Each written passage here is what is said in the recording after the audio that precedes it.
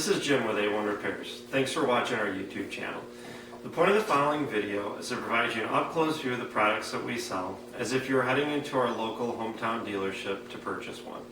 With everybody shopping online, this is our attempt to bring you closer to the product rather than just viewing words on a web page. Please be sure to email or call with any questions that you may have, and also like us on Facebook for the latest product and industry updates. Thanks, and enjoy the video.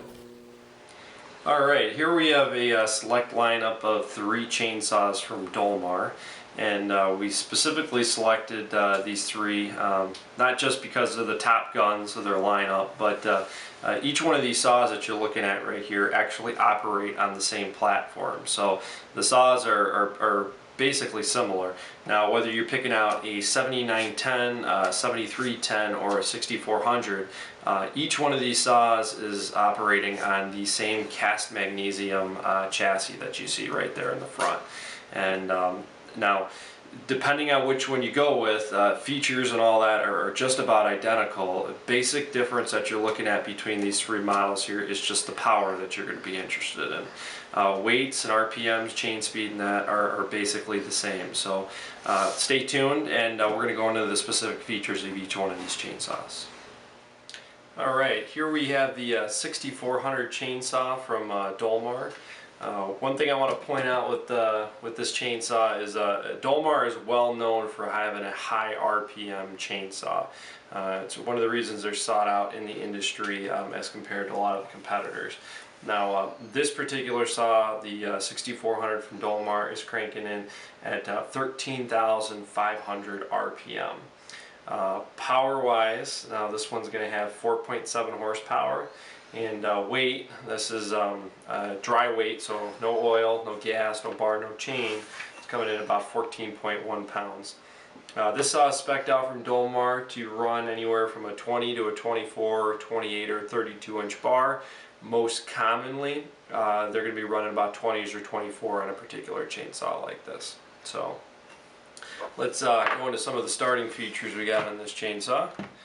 The on-off switch is going to be right here, back by the handle. And there is a 1-position choke pull-out switch, which is right there. And there's also a decompression release button, which you see right there. It's a blue button, and it's very important to have on a high horsepower chainsaw because it's going to be really hard to pull them over. Hot or cold, you use that anytime. Press that in, and releases the pressure in the engine and makes it much easier to pull over. So let's dive into the air filter on this guy. It's got 2 snaps on it, quick release air filter cover. And the first stage of the air filtration is done right there. You'll see that nylon mesh screen right there. That's built right into the hood of the chainsaw. The second stage is going to get you down to the felt filter, which is right here. Press down on that. It's a quick release. Pull this out. This is a 2-piece filter. You can pull that out and you can clean in between there. Makes it real nice and easy. Different filter options are available. You get nylon or felt. There's also an XD filter that's available for these saws. If it's available straight from the factory, there'll be an option on our website for this one to choose that. If not, there is a kit that you can add to any one of them. There'll be a big hump that'll come in the back here for a different air filter cover, and it's got a big circular air filter that you can put on there. With the cover off, you got your quick access to your spark plug right there, and there's also a summer-winter mode. You'll see this little screen here, this plate that you can pop out, and you can actually flip that around. And that has a lot to do with how much heat or air you do or don't want depending on the season. Let's go ahead and put that back.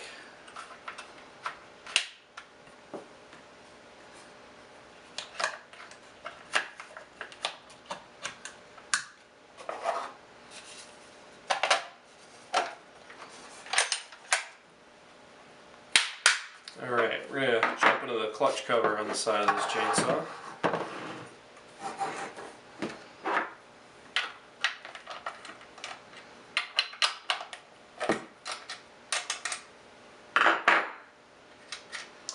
There is a side mount lateral chain tensioner right there. Makes it very easy to adjust the chain tension rather than having one that's all the way up front by the bar.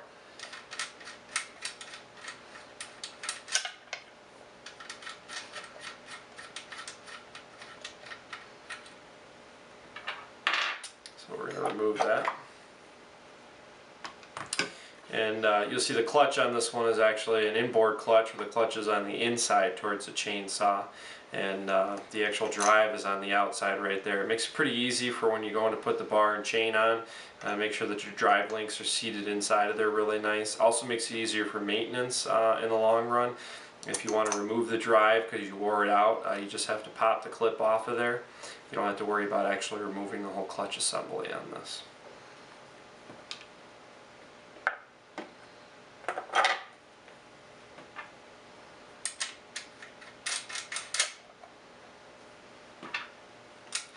Alright, one thing you want to take a look at on the side of this clutch cover here. So I got a line that's marked on the side there, and that follows through all the way up around the top of the hood and then down the side of the recoil. It's a felling mark, or a cutting line mark for when you're out cutting trees down, so you can line them up, drop them in a certain direction, or make sure you're making a straight cut on there. Now this saw from Dolmar has got a nice tethers on all the gas caps, or gas cap and oil cap I should say, so that holds on tight right there for you. And then if you actually want to run the saw dry or drain the fuel out of it, you do pop out of there pretty easy. You can drain the fuel out so you're not fighting a dangling gas cap in the way, and then you can run your saw dry for storage or for the downtime when you're not using it. The oil cap is the same.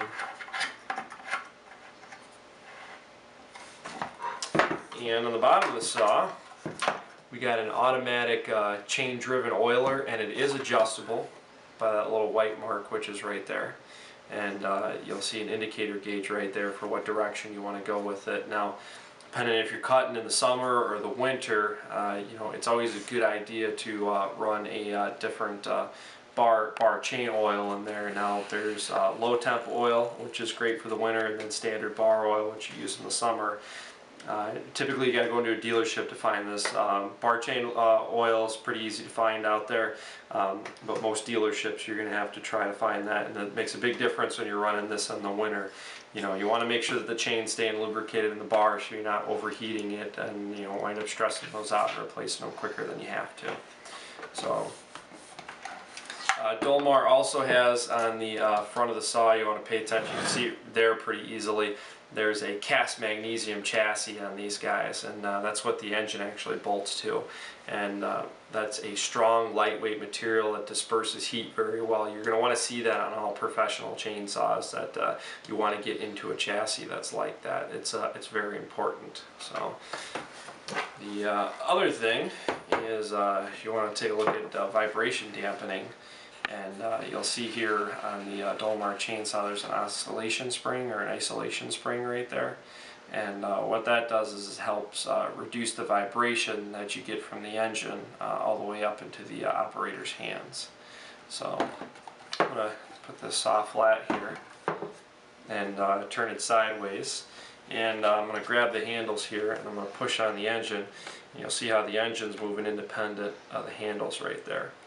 And like I said, it really helps with the vibration that you get, or the fatigue that you're going to get in your hands, or you know, the fatigue going all the way up into your arms and that. It's very important to have a good vibration dampening system so that you as the operator don't get beat up when you're using the chainsaw. And oscillation springs are one of the best to do that with.